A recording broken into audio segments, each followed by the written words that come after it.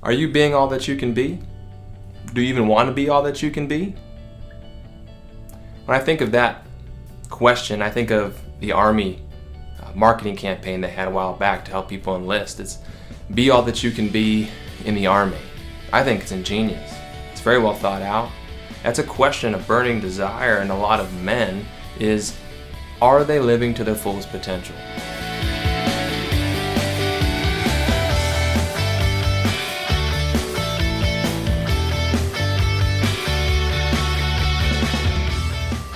Today I kind of want to talk about a parenting thing. One of the things that has come up in conversation a couple times for me throughout the week would be spanking your kids. I don't know what you do, if you spank or don't spank. I think it's a good discussion and one that kind of people shy away from because really they're just concerned, I think, about what the other parent might view them as if they spanked or not spanked their kids. I think the real problem with this, or the concern around it, is that I think people who don't spank their kids feel like those who do view them as being soft, view them as not disciplining their kids at all, and that they let the kids run the household, and it's a free spirit, everyone gets a trophy type of feel. And I don't necessarily think that's the case. I've talked to parents who don't spank their kids, and I think they can be firm, and they have some parenting techniques and styles that I think work for them and their children. And then, of course, there's kids or parents who do spank their kids. And I think their fear is that the people who don't see them as someone who just acts impulsively, who doesn't teach or correct, who just leans on physical force and intimidation to beat their kids really into submission. And while there's both people doing both things, right, I think it's just lack of maturity, or maybe not the proper parenting tools that they've developed or were given, or maybe they had poor examples. Both are bad when done unhealthy.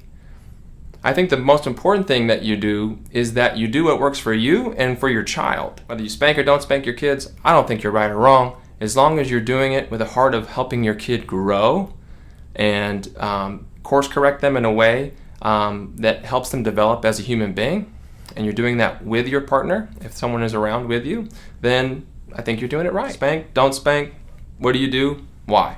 Comment below.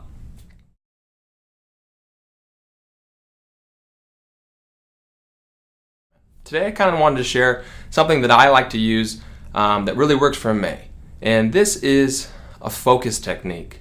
I think a lot of us probably wear a lot of different hats where we work, maybe, right? There's just lots of different things that you could be doing, and they're all important. So one of the things that I like to do, kind of when I'm feeling overwhelmed with some tasks or projects, would be to sit down, take some white space, calm myself, breathe, and then think in my mind of what I'm working on. What are the top 3 most important things that I could be doing with my time? And I think about those things, and I think about what are they going to do for the company? What are they going to do for my department? And I want to make sure that I'm investing in things that actually are going to move the needle, that are going to make the difference, right? Once you have your top 3, you just choose the one that's going to be most important. You know, sometimes that's easy. It's like blatant. Boom. This is my most important thing. I should be spending my time on it. The other stuff can get done later. They're kind of minutia, or they're kind of just whirlwind work. I'll get to that.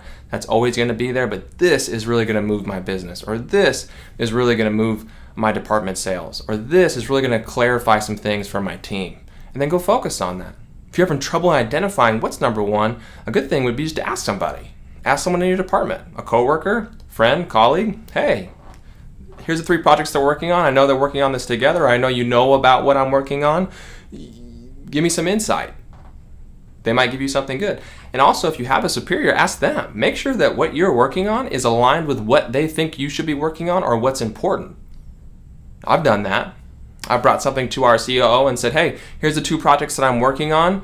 This one is important to me because of this, and this one's important to me because of that, and I think there's value in both of them, but I only have margin for one right now. Which one is most important to the company? And for her, it was a really clear decision. Boom, that one. Made it really easy for me. Have a conversation, stay focused, make sure that you're not shotgun spraying your time and efforts. Focus on a couple of things, do it very well, move to the next.